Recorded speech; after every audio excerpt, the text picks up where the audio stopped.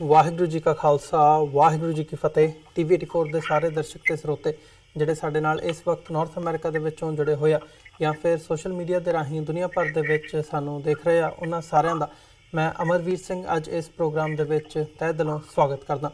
Viewers, ਇਸ programme ਦੇ ਵਿੱਚ ਅਸੀਂ ਹਮੇਸ਼ਾ 1984 ਦੇ ਸਿੱਖ ਕਤਲੇਆਮ ਦੀ ਗੱਲ ਕੀਤੀ ਹੈ। ਉਹਦੇ ਲਈ ਇਨਸਾਫ ਦੀ ਜਿਹੜੀ ਗੁਹਾਰ ਹੈਗੀ ਹੈ ਸਿੱਖ ਕੌਮ ਦੀ, ਉਹ ਵੀ ਇਸ ਪਲੇਟਫਾਰਮ ਤੋਂ ਅਸੀਂ ਜ਼ਾਹਰ ਕੀਤੀ ਹੈ।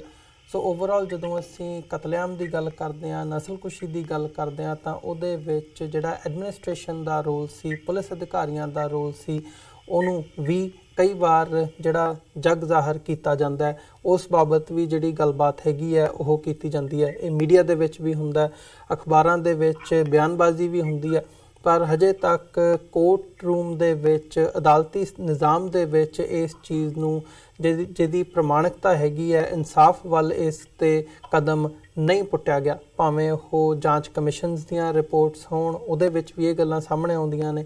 ਭਾਵੇਂ ਜਦੋਂ ਅਸੀਂ ਗੱਲ ਕਰਦੇ ਹਾਂ ਅਦਾਲਤੀ ਸਿਸਟਮ ਦੀ, CBI ਦੀ ਜਾਂ ਸਪੈਸ਼ਲ ਇਨਵੈਸਟੀਗੇਸ਼ਨ ਟੀਮਸ ਦੀ, ਉਹਨਾਂ ਵੱਲੋਂ ਵੀ ਇਸ ਬਾਬਤ ਜਿਹੜੇ ਠੋਸ ਕਦਮ ਹੈਗੇ ਨੇ ਉਹ ਹਜੇ ਤੱਕ ਨਹੀਂ ਪੁੱਟੇ ਗਏ।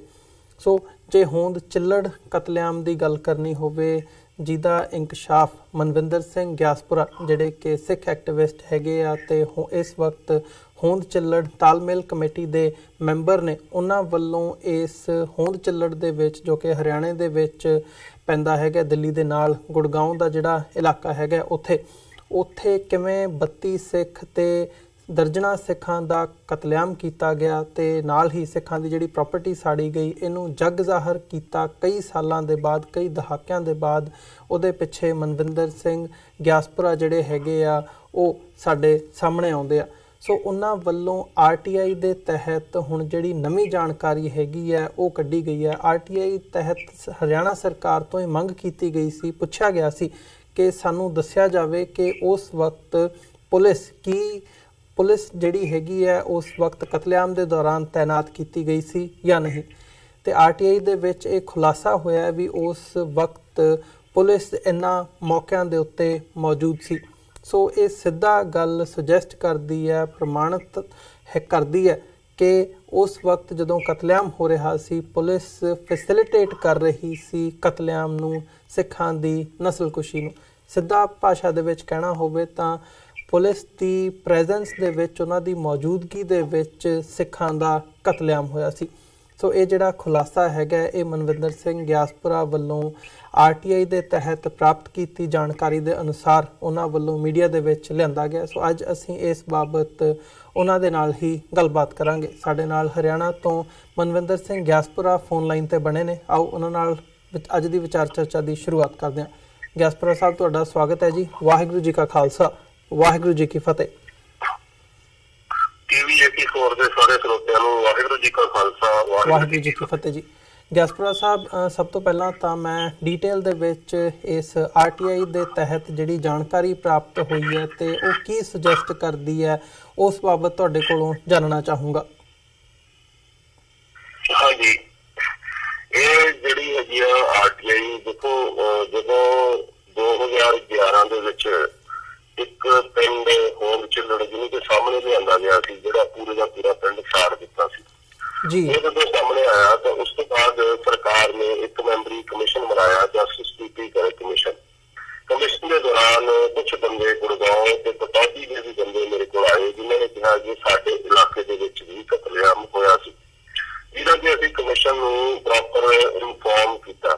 ਕਮਿਸ਼ਨ ਨੇ ਆਪਣੀ 6 ਸਾਲ ਲੰਬੀ ਪੜਤਾਲ ਤੋਂ ਬਾਅਦ ਹੋਂਦ ਚਿੱਲੜ, ਗੁੜਗਾਉਂ ਅਤੇ ਪਟੌਦੀ ਦੇ ਵਿੱਚ ਮੰਨਿਆ ਕਿ ਹੋਂਦ ਵਿੱਚ 32 ਸਿੱਖਾਂ ਨੂੰ ਮਾਰਿਆ ਗਿਆ, ਗੁੜਗਾਉਂ ਦੇ ਵਿੱਚ 30 ਸਿੱਖਾਂ ਨੂੰ ਮਾਰਿਆ ਗਿਆ ਅਤੇ ਪਟੌਦੀ ਦੇ ਵਿੱਚ 17 ਸਿੱਖਾਂ ਨੂੰ ਮਾਰਿਆ ਗਿਆ।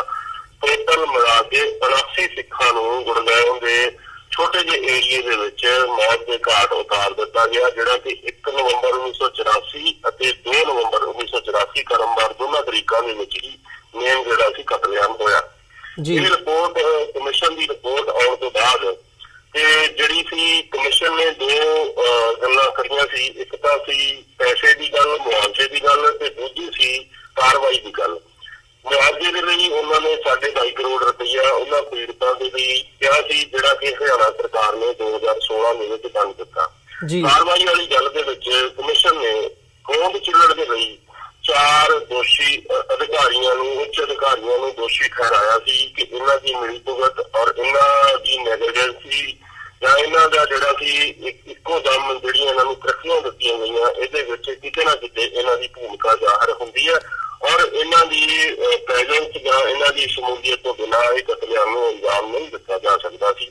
ਇਹਦੇ ਲਈ ਅਸੀਂ ਹਰਿਆਣਾ ਸਰਕਾਰ ਕੋਲ ਪਹੁੰਚ ਕੀਤੀ ਤੇ ਹਰਿਆਣਾ ਸਰਕਾਰ ਨੇ ਇਹਨਾਂ ਤੇ ਕੋਈ ਵੀ ਕਾਰਵਾਈ ਨਾ ਕੀਤੀ। ਜਦੋਂ ਨਾ ਕੋਈ ਕਾਰਵਾਈ ਕੀਤੀ ਤੇ ਫਿਰ ਅਸੀਂ ਇੱਕ ਰਿਟ ਪਾਈ 17/337 ਜਿਹੜੀ ਕਿ ਵਿਚਾਰ ਅਧੀਨ ਆ ਤੇ ਜਿਹਨੂੰ ਕਿ ਮਾਨਯੋਗ ਪੰਜਾਬ ਹਰਿਆਣਾ ਹਾਈ ਕੋਰਟ ਨੇ ਸਰਕਾਰ ਨੂੰ ਤੇ ਇਹਨਾਂ ਅਫਸਰਾਂ ਨੂੰ ਨੋਟਿਸ ਆਫ ਮੋਸ਼ਨ ਜਾਰੀ ਕੀਤਾ ਹੋਇਆ, ਜਿਹਦੀ ਕਿ ਨੈਕਸਟ ਤਰੀਕ 15 ਫਰਵਰੀ ਆ। ਇਹ ਹੁਣ ਪੈਰਲਲ ਦੇ ਵਿੱਚ ਇਸ ਤਰੀਕੇ ਦੇ ਨਾਲ ਇਹ ਜਿਹੜੀ ਗੱਲ ਮੈਂ ਕਰ ਰਿਹਾ ਸਿਰਫ 32 ਸਿੱਖਾਂ ਦੀ ਜਿਹੜੇ ਕਿ ਹੋਂਦ ਚਿੱਲੜ ਵਿੱਚ ਮਾਰੇ ਗਏ ਆ ਉਹਨਾਂ ਦੀ ਗੱਲ ਸੀ। ਇਸ ਤੋਂ ਇਲਾਵਾ ਜਿਹੜੇ ਗੁੜਗਾਉਂ ਕਟੌਤੀ ਦੇ ਵਿੱਚ 47 ਸਿੱਖ ਮਾਰੇ ਗਏ ਆ, ਜਿਹਦੇ ਕਿ ਜਿੱਦਾਂ ਕਿ ਮੈਂ ਦੱਸਿਆ ਕਿ ਗੁੜਗਾਉਂ ਦੇ ਵਿੱਚ 30 ਸਿੱਖ ਮਾਰੇ ਗਏ ਸੀ ਤੇ ਕਟੌਤੀ ਦੇ ਵਿੱਚ 17 ਸਿੱਖ ਮਾਰੇ ਗਏ ਸੀ। ਇਹਨਾਂ ਦੇ ਸੰਬੰਧੀ ਕਮਿਸ਼ਨ ਨੇ ਆਪਣੀ ਰਿਪੋਰਟ ਦੇ ਵਿੱਚ ਇੱਕ ਸ਼ਬਦ ਵੀ ਨਹੀਂ ਸੀ ਲਿਖਿਆ ਔਰ ਉਹਨਾਂ ਨੇ ਇਹਨਾਂ ਦੋਹਾਂ ਕੇਸਾਂ ਨੂੰ ਐਕਸੀਡੈਂਟਲ ਕੇਸ ਮੰਨਦੇ ਹੋਏ ਇਹਨਾਂ ਦੇ ਲਈ ਸਿਰਫ ਮੁਆਵਜ਼ੇ ਦਾ ਐਲਾਨ ਕਰ ਦਿੱਤਾ, ਪਰ ਇਹਨਾਂ ਦੇ ਲਈ ਕੋਈ ਵੀ ਇੱਕ ਵੀ ਪੈਸਾ ਇੱਕ ਵੀ ਜਿਹੜਾ ਬੰਦਾ ਸੀ ਉਹਨੂੰ ਸਾਹਮਣੇ ਨਹੀਂ ਲੈ ਕੇ ਆਂਦਾ।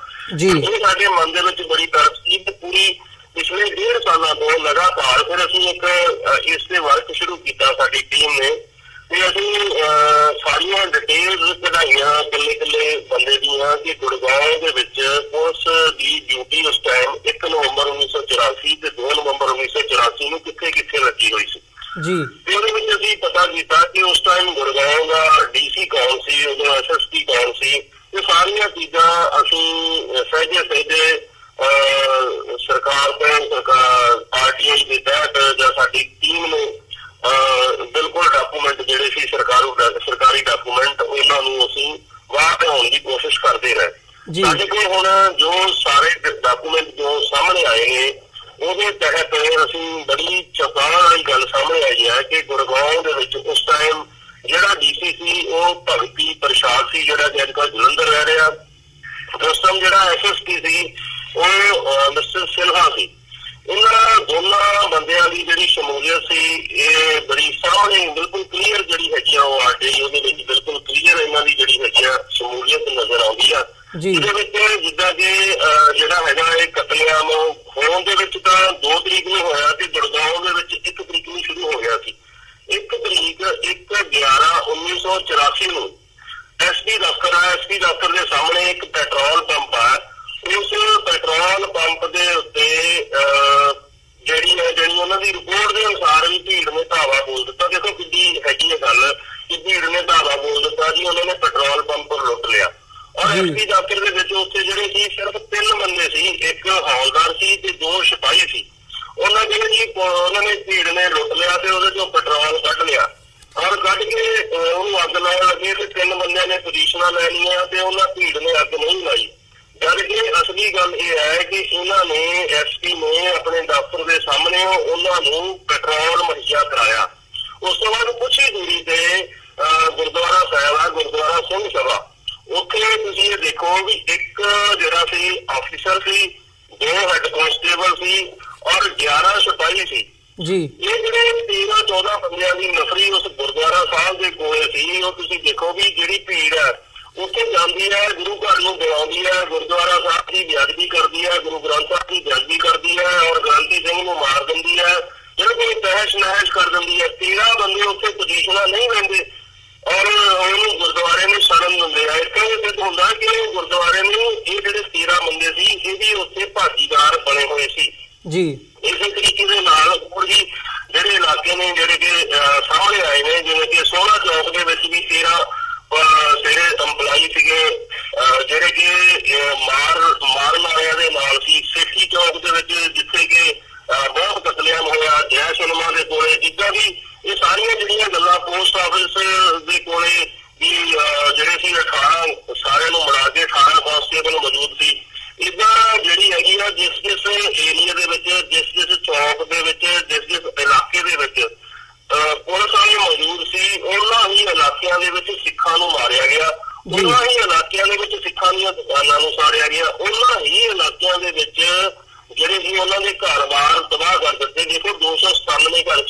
ਲੱਖਾਂ ਦੇ 297 ਘਰਾਂ ਨੂੰ ਅੱਗ ਲਾ ਕੇ ਸਾੜਿਆ ਗਿਆ।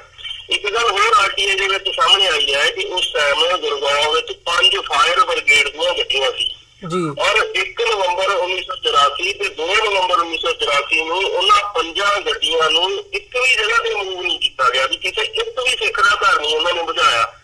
ਦੇਖੋ ਮੈਂ ਇਹ ਸਰਕਾਰ ਨੂੰ ਪੁੱਛਣਾ ਚਾਹੁੰਦਾ ਕਿ ਜੇ 5 ਗੱਡੀਆਂ ਸੀ, ਤੁਸੀਂ ਕਹਿੰਦੇ ਵੀ ਸਾਡੇ ਕੋਲ ਨੌਕਰੀ ਘੱਟ ਸੀ ਜਾਂ ਪੁਲਿਸ ਗੱਡੀਆਂ ਘੱਟ ਸੀ, ਤੁਸੀਂ ਘੱਟੋ ਘੱਟ 5 ਘਰ ਤਾਂ ਬੁਝਾ ਸਕਦੇ ਸੀ ਜਾਂ ਕੋਈ ਇੱਕ ਘਰ ਤਾਂ ਬੁਝਾ ਸਕਦੇ ਸੀ ਜਿਹਦੇ ਨਾਲ ਦੱਸ ਸਕਦੇ ਸੀ ਕਿ ਹਾਂ ਦੇਖੋ ਅਸੀਂ ਘਰ ਬੁਝਾਇਆ।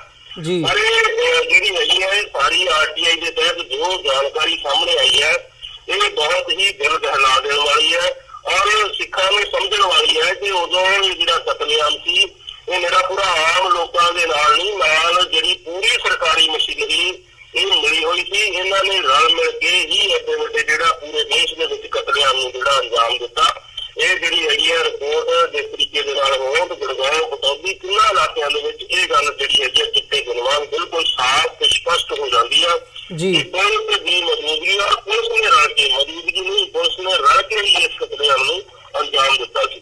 ਜੀ ਗਿਆਸਪੁਰਾ ਸਾਹਿਬ, ਜਿਵੇਂ ਤੁਸੀਂ ਇਸ ਸਾਰੇ ਘਟਨਾਕ੍ਰਮ ਦੇ ਬਾਬਤ ਜਾਣਕਾਰੀ ਦਿੱਤੀ ਹੈਗੀ ਹੈ, ਇਹ ਗੱਲ ਪਹਿਲਾਂ ਵੀ ਸਾਹਮਣੇ ਆਈ ਹੈਗੀ ਹੈ ਅਤੇ ਓਵਰਆਲ ਜਦੋਂ ਅਸੀਂ ਦੇਖਦੇ ਹਾਂ ਜਿਵੇਂ ਤੁਸੀਂ ਗੱਲ ਕੀਤੀ ਹੈ ਕਿ ਇੱਕ ਜਿਹੜੀ ਰਿਟ ਪਟੀਸ਼ਨ ਹੈਗੀ ਹੈ ਪੰਜਾਬ ਹਰਿਆਣਾ ਹਾਈ ਕੋਰਟ ਦੇ ਵਿੱਚ ਦਾਖਲ ਕੀਤੀ ਗਈ ਹੈ ਅਤੇ ਸਰਕਾਰ ਦਾ ਇਹਦੇ 'ਤੇ ਕੀ ਰਿਐਕਸ਼ਨ ਹੁੰਦਾ, ਜਿਹੜੀ ਹਰਿਆਣਾ ਸਰਕਾਰ ਹੈਗੀ ਹੈ ਕੀ ਉਹਦੇ ਵੱਲੋਂ ਇਹਦੇ 'ਤੇ ਕਾਰਵਾਈ ਕੀਤੀ ਜਾ ਰਹੀ ਹੈ ਜਾਂ ਜਿਹੜੀ ਇਹ ਨਵੀਂ ਇਨਫੋਰਮੇਸ਼ਨ ਆਰਟੀਆਈ ਦੇ ਤਹਿਤ ਸਾਹਮਣੇ ਆਈ ਹੈ ਜਿਹੜੀ ਡਾਇਰੈਕਟਲੀ ਸੁਜੈਸਟ ਕਰਦੀ ਹੈ ਵੀ ਕਿਵੇਂ ਪੁਲਿਸ ਦੀ ਇਨਵੋਲਵਮੈਂਟ ਸੀਗੀ ਇਸ ਸਾਰੇ ਕਤਲੇਆਮ ਦੇ ਵਿੱਚ, ਤਾਂ ਕਿ ਸਰਕਾਰ ਵੱਲੋਂ ਕੋਈ ਇਹਦੇ 'ਤੇ ਐਕਟ ਕਰਨ ਦੀ ਇੰਡੀਕੇਸ਼ਨ ਮਿਲੀ ਹੈਗੀ ਹੈ?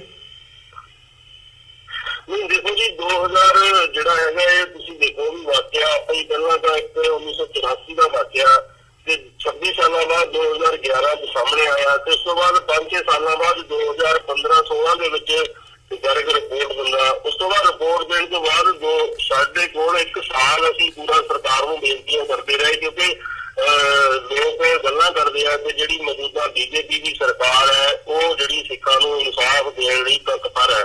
ਪਰ ਇਸ ਮਾਮਲੇ ਦੇ ਵਿੱਚ ਮੈਂ ਸਮਝਦਾ ਕਿ ਉਹਨਾਂ ਦੀ ਹਮੇਸ਼ਾ ਹੀ ਨਲਾਇਕੀ ਅਤੇ ਦੋਸ਼ੀਆਂ ਨੂੰ ਬਚਾਉਣ ਵਾਲੀ ਕਾਰਵਾਈ ਲੱਗਦੀ ਹੈ।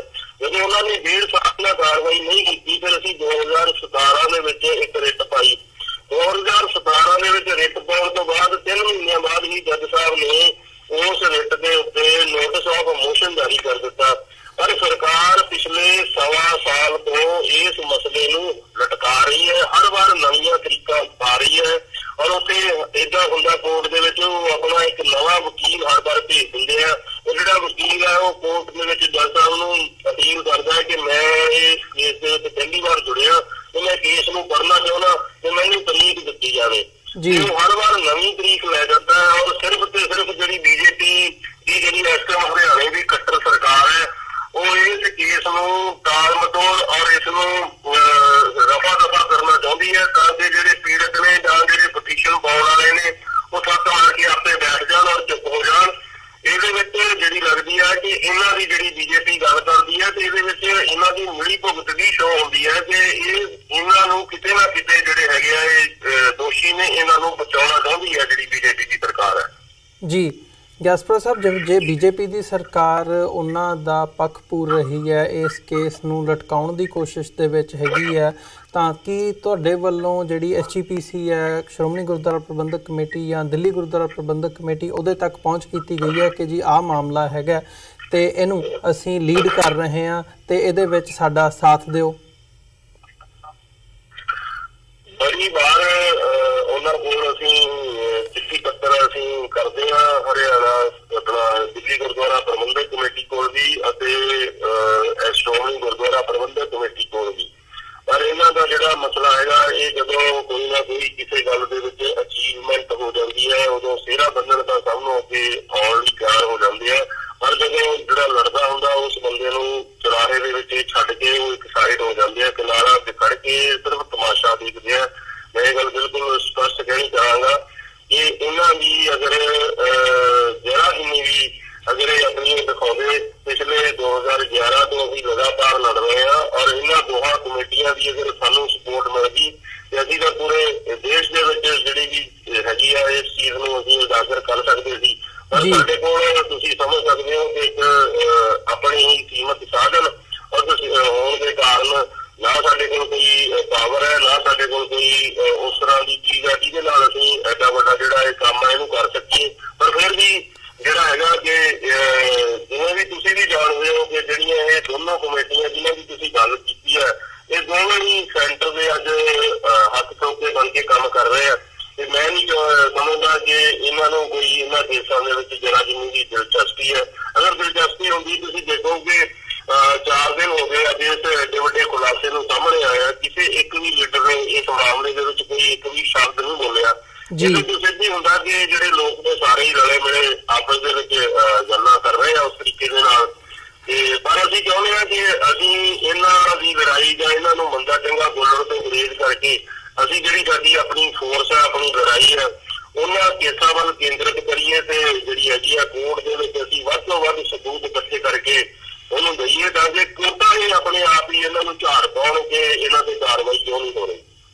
ਜੀ, ਤੇ ਇਹਦੇ ਵਿੱਚ ਸੋ ਤੁਹਾਡਾ ਅਗਲਾ ਕੋਰਸ ਆਫ ਐਕਸ਼ਨ ਕੀ ਹੈਗਾ? ਕਿਉਂਕਿ ਸਰਕਾਰੀ ਲੈਵਲ ਤੇ ਜਦੋਂ ਪੁਲਿਸ ਅਧਿਕਾਰੀ ਵੀ ਇਨਵੋਲਵ ਹੋਣ ਤਾਂ ਪੁਲਿਸ ਐਡਮਿਨਿਸਟ੍ਰੇਸ਼ਨ ਵੱਲੋਂ ਵੀ ਸਪੋਰਟ ਨਹੀਂ ਮਿਲਦੀ, ਸਾਡੀਆਂ ਜੇ ਆਪਣੀਆਂ ਜਥੇਬੰਦੀਆਂ ਨਹੀਂ ਸਪੋਰਟਿਵ ਹੈਗੀਆਂ, ਤਾਂ ਤੁਸੀਂ ਇਸ ਵਕਤ ਕਿਸ ਹਿਸਾਬ ਨਾਲ ਜਾਂ ਗਰਾਊਂਡ ਲੈਵਲ ਤੇ ਜਦੋਂ ਕੰਮ ਕਰ ਰਹੇ ਹੋ ਤਾਂ ਕਿੰਨਾ ਔਕੜਾਂ ਦਾ ਸਾਹਮਣਾ ਆ ਰਿਹਾ ਤੇ ਅਗਲਾ ਕੋਰਸ ਆਫ ਐਕਸ਼ਨ ਕੀ ਹੈਗਾ, ਖਾਸ ਤੌਰ ਤੇ ਜਿਹੜੀ ਇਹ ਆਰਟੀਆਈ ਦੇ ਤਹਿਤ ਜਿਹੜੀ ਇਨਫੋਰਮੇਸ਼ਨ ਨਵੀਂ ਸਾਹਮਣੇ ਆਈ ਹੈ?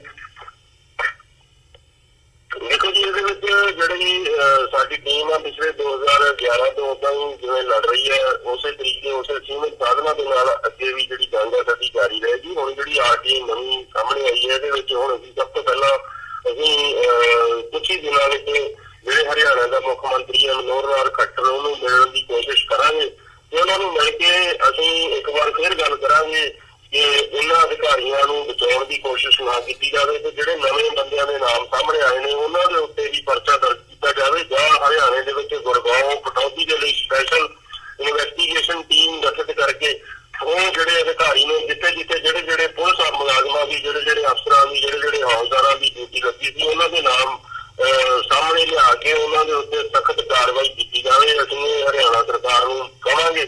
ਉਸ ਤੋਂ ਬਾਅਦ ਇਹਦਾ ਇੱਕ ਫੋਰਮ ਹੁੰਦਾ ਕਿ ਤੁਸੀਂ ਹਰੇਕ ਡਿਪਾਰਟਮੈਂਟ ਤੱਕ ਪਹੁੰਚ ਕਰਨੀ ਹੁੰਦੀ ਹੈ ਤੇ ਉਸ ਹਿਸਾਬ ਨਾਲ ਅਸੀਂ ਹਰੇਕ ਡਿਪਾਰਟਮੈਂਟ ਤੱਕ ਪਹੁੰਚ ਕਰਾਂਗੇ, ਗ੍ਰਹਿ ਵਿਭਾਗ ਨਾਲ ਵੀ ਪਹੁੰਚ ਕਰਾਂਗੇ। ਅਗਰ ਸਾਨੂੰ ਉੱਧਰੋਂ ਕੋਈ ਪੋਜ਼ੀਟਿਵ ਰਿਸਪੌਂਸ ਨਹੀਂ ਮਿਲਦਾ ਤੇ ਫਿਰ ਸਾਨੂੰ ਦੁਬਾਰਾ ਫਿਰ ਇੱਕ ਪੰਜਾਬ ਹਰਿਆਣਾ ਹਾਈ ਕੋਰਟ ਦੇ ਵਿੱਚ ਇੱਕ ਹੋਰ ਰਿਟ ਪਾਉਣੀ ਪਏਗੀ। ਤੁਸੀਂ ਦੇਖੋਗੇ ਅੱਜ ਸਾਡੀ ਤਾਲਮੇਲ ਕਮੇਟੀ ਵੱਲੋਂ ਪੰਜਾਬ ਹਰਿਆਣਾ ਹਾਈ ਕੋਰਟ ਦੇ ਵਿੱਚ ਕੁੱਲ 4 ਰਿਟਾਂ ਕਰਵਾਈਆਂ ਨੇ। ਤੁਸੀਂ ਦੇਖੋ ਮਹੀਨੇ ਦੇ ਵਿੱਚ ਅਗਰ 4 ਤਰੀਕਾਂ ਤੇ ਕਿਸੇ ਬੰਦੇ ਨੂੰ ਚੰਡੀਗੜ੍ਹ ਜਾਣਾ ਪਵੇ ਉਸ ਤੋਂ ਬਾਅਦ ਇੱਕ ਰਿਟ ਹੋਰ ਪਾਉਣੀ ਪਏਗੀ ਤੇ ਜਿਸ ਤਰੀਕੇ ਦੇ ਨਾਲ ਉਹਦਾ ਜਿਹੜਾ ਸਾਰਾ ਹੀ ਟਾਈਮ ਹੈ ਉਹ ਕੋਰਟਾਂ ਦੇ ਵਿੱਚ ਹੀ ਲੱਗ ਕੇ ਰਹਿ ਜਾਂਦਾ। ਪਰ ਕੋਈ ਗੱਲ ਨਹੀਂ, ਫਿਰ ਵੀ ਜੋ ਸਾਨੂੰ ਗੁਰੂ ਮਹਾਰਾਜ ਨੇ ਡਿਊਟੀ ਲਗਾਈ ਹੈ ਉਹ ਅਸੀਂ ਡਿਊਟੀ ਨੂੰ ਨਿਭਾਵਾਂਗੇ ਤੇ ਅਸੀਂ ਇਹਨਾਂ ਜਿਹੜੇ ਦੋਸ਼ੀਆਂ ਨੂੰ ਸਜ਼ਾ ਦਿਵਾਉਣ ਤੱਕ ਅਸੀਂ ਆਪਣਾ ਸੰਘਰਸ਼ ਕਰਾਂਗੇ। ਮੈਂ ਤੁਹਾਨੂੰ ਸਪਸ਼ਟ ਅੱਜ ਤੁਹਾਡੇ ਚੈਨਲ ਜਰੀਏ ਕਹਿਣਾ ਕਿ ਇਹਨਾਂ ਜਿਹੜੇ ਦੋਸ਼ੀ ਅਧਿਕਾਰੀਆਂ ਨੇ ਇਹਨਾਂ ਨੂੰ ਜਿੰਨਾ ਚਿਰ ਅਸੀਂ ਜੇਲ੍ਹਾਂ ਦੇ ਵਿੱਚ ਨਹੀਂ ਪਹੁੰਚਾ ਦਿੰਦੇ ਉਹਨਾਂ ਚਿਰ ਅਸੀਂ ਟਿਕ ਕੇ ਚੈਨ ਨਾਲ ਨਹੀਂ ਬੈਠਾਂਗੇ ਔਰ ਪਹੁੰਚਾ ਕੇ ਰਵਾਂਗੇ ਚਾਹੇ ਸਾਨੂੰ ਕੁਝ ਵੀ ਕਰਨਾ ਪਵੇ। ਜੀ, ਤੇ ਗਿਆਸਪੁਰਾ ਸਾਹਿਬ ਜਿਹੜੀ ਕਮਿਸ਼ਨ ਬਣਾਇਆ ਗਿਆ ਸੀਗਾ ਉਸ ਬਾਬਤ ਜਿਹੜੀ ਰਿਪੋਰਟ ਟੀਪੀ ਗਰਗ ਕਮਿਸ਼ਨ ਨੇ ਸੌਂਪੀ ਸੀ ਸਰਕਾਰ ਨੂੰ ਉਹ ਵੀ ਨਹੀਂ ਸੀ ਜਿਹੜੀ ਜਨਤਕ ਕੀਤੀ ਗਈ ਤੇ ਉਹਦੇ ਤੇ ਕੀ ਅਪਡੇਟ ਹੈਗੀ ਹੈ ਕਿ ਉਹਦੀਆਂ ਜਿਹੜੀਆਂ ਡਿਟੇਲਸ ਨੇ ਉਹ ਮੌਜੂਦ ਨੇ? ਜਿਹੜੀ ਹੈਗੀ ਰਿਪੋਰਟ ਅਸੀਂ ਲੈ ਕੇ 1.5 ਸਾਲ ਪਹਿਲਾਂ ਅਸੀਂ ਉਹ ਰਿਪੋਰਟ ਜਿਹੜੀ ਸੀ ਉਹ ਆਰਟੀਆਈ ਰਾਹੀਂ ਆਪਣੇ ਸੋਰਸਾਂ ਰਾਹੀਂ ਉਹ ਕਢਵਾ ਲਈ ਸੀ। ਉਹਨਾਂ ਰਿਪੋਰਟਾਂ ਦੇ ਆਧਾਰ ਤੇ ਹੀ ਜਿਹੜਾ 2017 ਦੇ ਵਿੱਚ ਅਸੀਂ ਜਿਹੜੀ ਰਿਟ ਪਾਈ ਹੈ ਉਹ ਰਿਟ ਉਹਨਾਂ ਰਿਪੋਰਟਾਂ ਦੇ ਆਧਾਰ ਤੇ ਹੀ ਪਾਈ ਹੈ। ਇਹ ਜਿਹੜੀ ਰਿਪੋਰਟ ਹੈ ਅਸੀਂ ਲੈ ਲਈ ਹੈ ਸਰਕਾਰ ਤੋਂ ਕਿਉਂਕਿ ਜਿਹੜੀ ਹੈਗੀ ਅੱਜ ਸਾਡੇ ਕੋਲ ਆਰਟੀਆਈ ਦਾ ਜਿਹੜਾ ਇੱਕ ਬੜਾ ਵੱਡਾ ਹਥਿਆਰ ਹੈ ਉਹਨੂੰ ਅਸੀਂ ਪ੍ਰੋਪਰ ਯੂਜ਼ ਕਰਕੇ ਉਹ ਸਾਰੀ ਜਿਹੜੀ ਹੈਗੀ ਆ ਉਹ ਅਸੀਂ ਕਰ ਰਹੇ ਹਾਂ, ਲੜਾਈ ਉਸ ਹਿਸਾਬ ਨਾਲ ਲੜ ਰਹੇ ਹਾਂ ਤੇ ਉਹਦੇ ਆਧਾਰ ਤੇ ਹੀ ਜਿਹੜੀ ਇਹ ਚੀਜ਼ ਅੱਗੇ ਨਿਕਲ ਕੇ ਸਾਹਮਣੇ ਆ ਰਹੀਆਂ ਨੇ। ਉਹਨਾਂ ਰਿਪੋਰਟਾਂ ਦੇ ਆਧਾਰ ਤੇ ਹੀ ਉਹ ਪੁਲਿਸ ਵਾਲਿਆਂ ਦੇ ਨਾਮ ਸਾਹਮਣੇ ਆਏ ਨੇ। ਰਿਪੋਰਟ ਸਾਨੂੰ ਪਹਿਲਾਂ ਸ਼ੁਰੂ ਦੇ ਵਿੱਚ ਨਹੀਂ ਦਿੱਤੀ ਸੀ ਫਿਰ ਅਸੀਂ ਰਿਪੋਰਟ ਆਰਟੀਆਈ ਹੋਰ ਆਪਣੇ ਕਰਕੇ ਅਸੀਂ ਸੋਚ ਲੜਾ ਕੇ ਉਹ ਰਿਪੋਰਟਾਂ ਜਿਹੜੀਆਂ ਨੇ ਦੋਨੋਂ ਗੁਰਗਾਉਂ ਤੇ ਕਟੌਤੀ ਦੀ ਜਿਹੜੀ ਰਿਪੋਰਟ ਹੈ 300 ਸਫ਼ਿਆਂ ਦੀ ਹੈ ਅਤੇ ਹੋਂਦ ਚਿੜੜ ਦੀ ਜਿਹੜੀ ਰਿਪੋਰਟ ਹੈ 200 ਸਫ਼ਿਆਂ ਦੀ ਹੈ। ਇਹ ਰਿਪੋਰਟ ਅਸੀਂ ਲੈ ਲਈ ਹੈ, ਸਾਡੇ ਕੋਲ ਉਹ ਰਿਪੋਰਟ ਹੈਗੀ ਹੈ। ਜੀ, ਗਿਆਸਪੁਰਾ ਸਾਹਿਬ, ਜਾਂਦੇ ਜਾਂਦੇ ਹੋਂਦ ਚੱਲੜ ਤਾਲਮੇਲ ਕਮੇਟੀ ਵੱਲੋਂ ਜਿਹੜਾ ਇਹ ਕੰਮ ਕੀਤਾ ਜਾ ਰਿਹਾ ਹੈ, ਅਸੀਂ ਉਹਦੀ ਸ਼ਲਾਘਾ ਵੀ ਕਰਦੇ ਹਾਂ ਗਰਾਊਂਡ ਲੈਵਲ ਦੇ ਉੱਤੇ।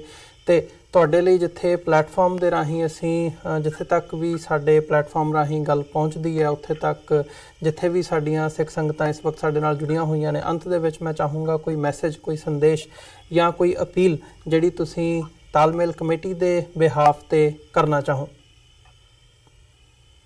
ਅਸੀਂ ਪੂਰੇ ਸਿੱਖ ਸੰਗਤ ਨੂੰ ਅਪੀਲ ਕਰਨਾ ਚਾਹੁੰਦੇ ਹਾਂ ਜਰਨਲ ਦੇ ਵਿੱਚ ਕਿ ਜਿਹੜਾ ਹੋਂਦ ਚੱਲੜ ਦਾ ਪਿੰਡ ਹੈ, ਅਗਰ ਉਹ ਸਿੱਖ ਕੌਮ ਉਸ ਪਿੰਡ ਨੂੰ ਸੰਭਾਲ ਲਵੇ। ਅੱਜ ਉਹਦੇ ਜਿਹੜੇ ਖੰਡਰ ਨੇ ਉਹ ਹੋਰ ਗਿਰਦੇ ਜਾ ਰਹੇ ਨੇ, ਉਹ ਕੁਛ ਹੀ ਦਿਨਾਂ ਦੇ ਵਿੱਚ ਉਸ ਨੂੰ ਮਲੀਆ ਮੇਟ ਕਰ ਦਿੱਤਾ ਜਾਏਗਾ। ਉਹ ਸਾਡੇ ਕੋਲ ਇੱਕ ਇੱਦਾਂ ਦੀ ਧਰੋਹਰ ਹੈ ਜਿੱਥੇ ਕਿ ਪਤਾ ਲੱਗਦਾ ਕਿ ਸਿੱਖਾਂ ਨੂੰ ਕਿਸ ਤਰੀਕੇ ਦੇ ਨਾਲ ਮਾਰਿਆ ਗਿਆ, ਸਾਡੀ ਜਿਹੜੀ ਇਸ ਦੇਸ਼ ਦੇ ਵਿੱਚ ਸਾਡੀ ਕਿਸ ਤਰੀਕੇ ਦੇ ਨਾਲ ਨਸਲਕੁਸ਼ੀ ਕਰਨ ਦੀ ਕੋਸ਼ਿਸ਼ ਕੀਤੀ ਗਈ ਆ।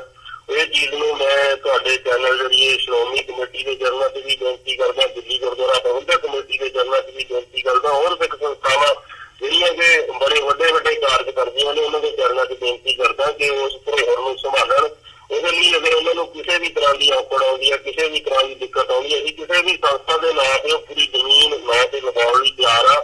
ਔਰ ਅਗਰ ਕੋਈ ਉਸ ਨੂੰ ਸੰਭਾਲੇਗਾ ਤੇ ਅਸੀਂ ਸਾਰੀ ਕੌਮ ਦੇ ਤਹਿ ਦਿਲੋਂ ਧੰਨਵਾਦੀ ਹੋਵਾਂਗੇ, ਕਿਉਂਕਿ ਉਹ ਸਾਡੀ ਧਰੋਹਰ ਹੈ। ਸਾਨੂੰ ਜਿਹੜਾ ਹੈਗਾ ਇਹ ਕੋਰਟ ਕਚਹਿਰੀਆਂ ਦੇ ਕੇਸਾਂ ਦੇ ਵਿੱਚੋਂ ਵੀ ਸਾਨੂੰ ਟਾਈਮ ਨਹੀਂ ਮਿਲਦਾ ਕਿ ਇਹਦੇ ਲਈ ਕੋਈ ਨਾ ਕੋਈ ਵਰਕ ਕਰ ਸਕੀਏ। ਇਸ ਲਈ ਅਸੀਂ ਕੌਮ ਨੂੰ ਇਹ ਅਪੀਲ ਕਰਦੇ ਹਾਂ ਕਿ ਉਸ ਧਰੋਹਰ ਨੂੰ ਸੰਭਾਲ ਲਿਆ ਜਾਵੇ, ਜਲਦੀ ਤੋਂ ਜਲਦੀ ਸੰਭਾਲ ਲਿਆ ਜਾਵੇ ਤਾਂ ਕਿ ਉਹ ਜਿਹੜੀ ਹੈਗੀ ਆ ਧਰੋਹਰ ਬਚੀ ਰਹਿ ਸਕੇ।